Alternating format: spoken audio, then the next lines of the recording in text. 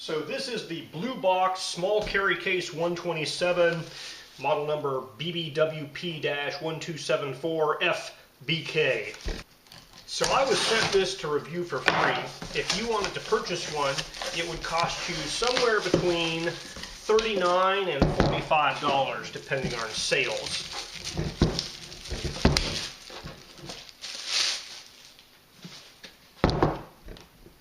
Right, external measurements, about 12.6, 12.75.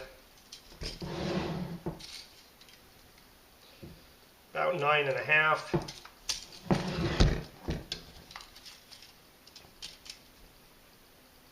And about 4.5. All right, so on the front we have a handle. There's a little valve pressure release thing here, and we have these buttons with these snaps that lock and cam up, and that's how you open this guy up. Now inside you have a bit of kind of egg carton foam on the top. There is a set of pick and pull foam, and this guy has like little half-inch squares with pre-scored lines on it, so you can pull little squares of foam out. And there's 2 layers of that, so you can do something that's kind of half height or full height out of this.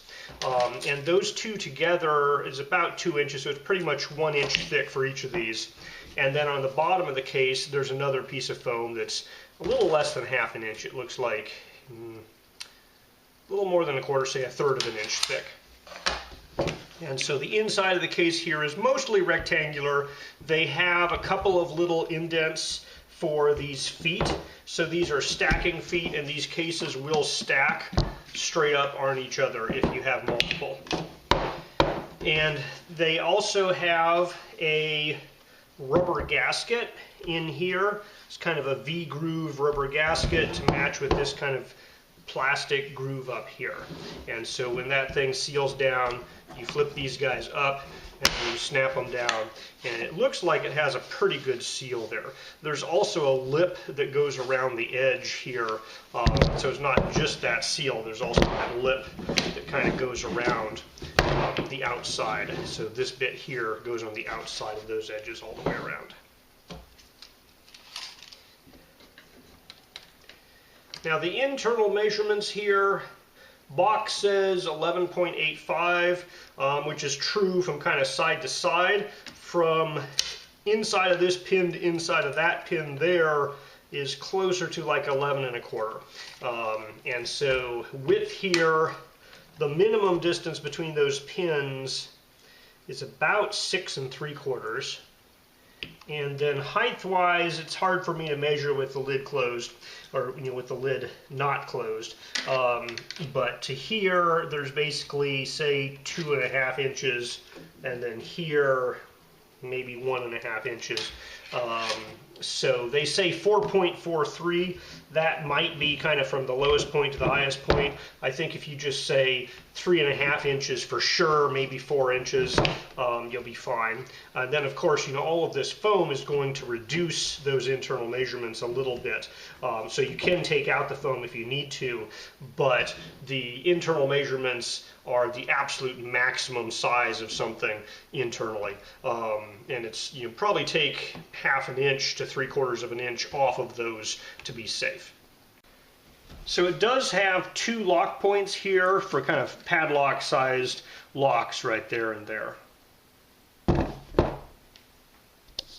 So this pressure equalization valve thing, I see a hole with a piece of plastic kind of stuck into it. I don't know if that's threaded or if it's just press fit. So I'm going to try unscrewing that.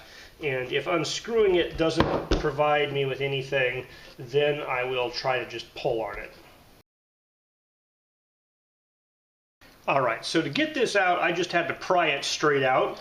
It is a piece of plastic that has little ridges or nubs on it, and there is a O-ring, kind of a rubber O-ring at the base here. So if this guy's pushed in far enough, that O-ring should seal up against this here, but it's not threaded. There's no real adjustability, and so to be watertight, that really just has to count on this guy being installed and pushed in far enough so that O-ring seals. And the idea, I assume, is that if pressure builds up inside that's too much, the air can escape out. Now, if there's a pressure differential where you have more pressure on the outside, presumably that would push this in and keep water from coming in. But this is not one of those super high-end cases with the real fancy pressure release valve with, you know, brass and threads and all of that. This is something that's made to kind of look like one of those. So it might keep water out, but I wouldn't trust this, you know, for a full submersion at super depths. You know, you just drop it in a lake accidentally, fish it back out, it might be okay. But it's not what I would call, you know, super sealed. Now, the seal around the edge here looks pretty good. The rubber feels like it, you know, will depress inappropriately for this slot. But I think kind of this guy here, it really depends on, you know, is that sealed well from the factory or not, about whether this guy's going to be fully waterproof. Now, strength-wise, this is a relatively small case. And so, you know, I can push down a decent amount of weight on it. It flexes slightly.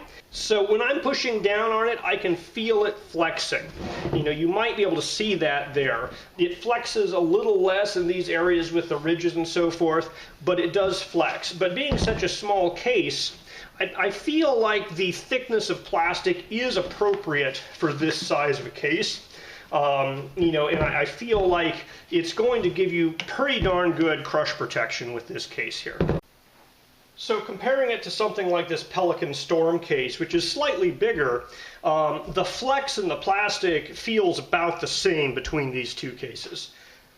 Now, the Pelican has some, you know, nicer features from like this vortex valve here.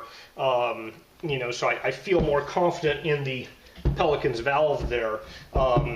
The latches work just a little bit nicer.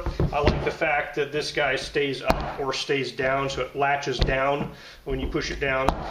You know, so overall, at the same price point, I think I would pick the Pelican. The difference is these are not at the same price point. You know, the BlueBoxes are significantly cheaper. And so if you don't need the absolute best, this BlueBox seems like a pretty good, you know, compromise on a price to performance ratio there. So I reinstalled this guy just by pushing down on it, and looking in here, the crack in there looks to be the same as it was before I pried it out. So I can't guarantee that's factory good, but it seems to be about the same as when I got it. All right, I just wrapped a paper towel around this upper bit of foam so it's, you know, right up against where that valve comes through, and it also is pretty close to all of these edges here. We're going to seal that up. Okay, let's test waterproofness.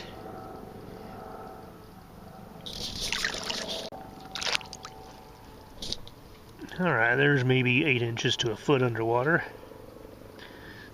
I didn't see a lot of bubbles coming up, so that's a good sign.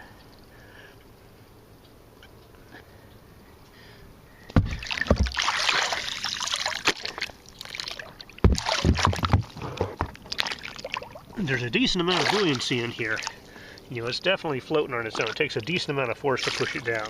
If you filled it with a lot of metal, it might go down, but it's pretty buoyant all in all.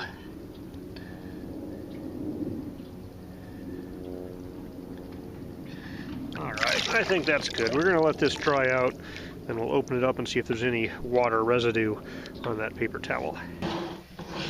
So last night I dunked this guy in the lake, and I shook it off and I let it sit overnight so the water on the outside would evaporate.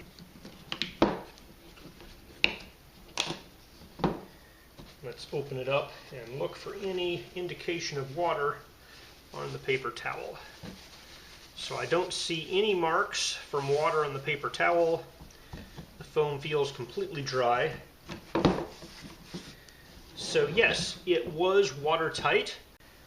Alright, if you're looking to keep something smallish, protected from impacts and water, this case here looks like it's going to do a pretty good job.